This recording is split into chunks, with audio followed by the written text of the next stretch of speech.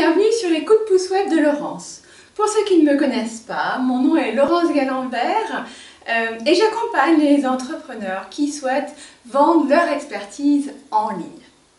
Alors aujourd'hui, je souhaitais vous parler d'un sujet qui peut fâcher, la critique. Comment réagir quand vous recevez des critiques sur vos réseaux, que ce soit vos réseaux sociaux ou votre blog par exemple? Ça vous est déjà arrivé? C'est parti!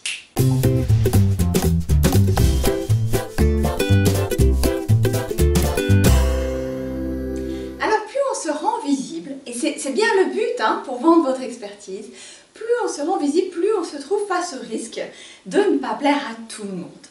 Et comment cela se traduit? Il se peut que vous receviez de temps en temps des commentaires négatifs sur vos réseaux sociaux ou sur votre blog. Alors, comment réagir face à ces commentaires négatifs? Je voudrais commencer par vous féliciter. En réalité, quand mes clients me disent « Panique, j'ai reçu un commentaire, une critique », je vais tout d'abord les féliciter. Pourquoi? Parce que si vous commencez à recevoir ce type de commentaires, c'est qu'un, vous êtes déjà rendu suffisamment visible pour cela, mais surtout que vous avez osé avoir des partis pris. Vous avez osé exprimer votre opinion, vous dévoiler.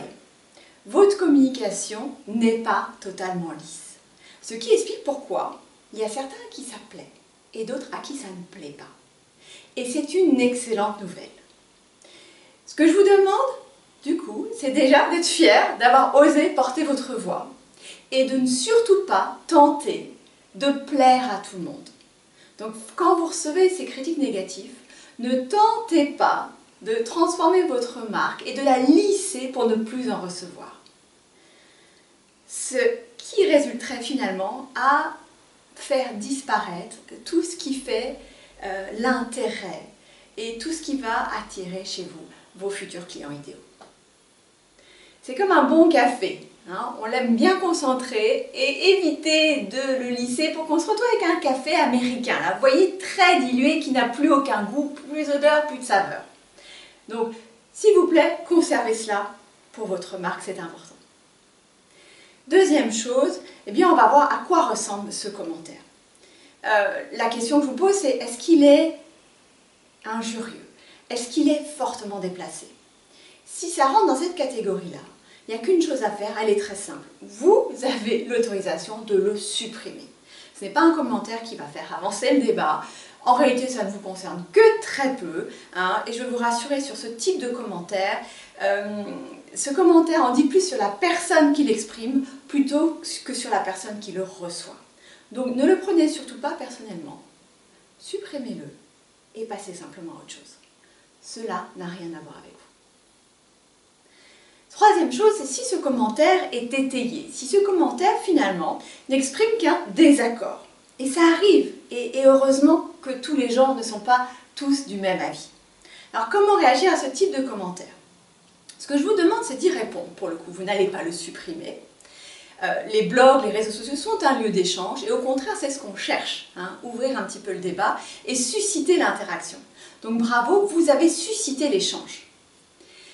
Et donc dans ces cas-là, vous allez répondre, mais toujours de façon plutôt détachée et factuelle. Ne rentrez pas dans un débat trop personnel. Restez factuel.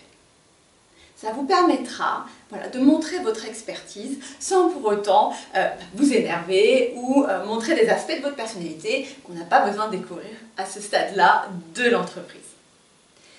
Si le débat continue, c'est-à-dire que vous vous rendez compte que la personne répond systématiquement en désaccord. Vous avez deux choix.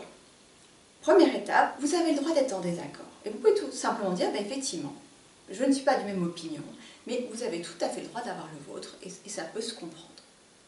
Et vous allez ainsi couper l'herbe sous le pied de la personne qui est en opposition systématique. Si pour autant cela continue, je vous invite tout simplement à ramener le débat en dehors de vos réseaux. Ça veut dire de lui proposer de répondre désormais à ces questions par mail, pour que ce ne soit plus sur la place publique, mais que pour autant vous continuez à répondre à cette personne. Voilà, donc vous avez ces 3 éléments quand vous recevez une critique sur vos réseaux. La première chose, félicitez-vous, parce que ça veut dire que vous avez une marque forte et que vous avez su porter votre voix et que non, elle ne plaît pas à tout le monde. C'est bien. Deuxième chose, vérifiez que la critique n'est pas trop poussée, d'accord, et qu'elle est acceptable. Si elle est acceptable, troisième chose, répondez-y de façon tout à fait objective et détachée et n'hésitez pas, si besoin, à emmener le débat en dehors de la place publique. Quant à moi, je vous souhaite de merveilleuses aventures pour continuer. À très bientôt!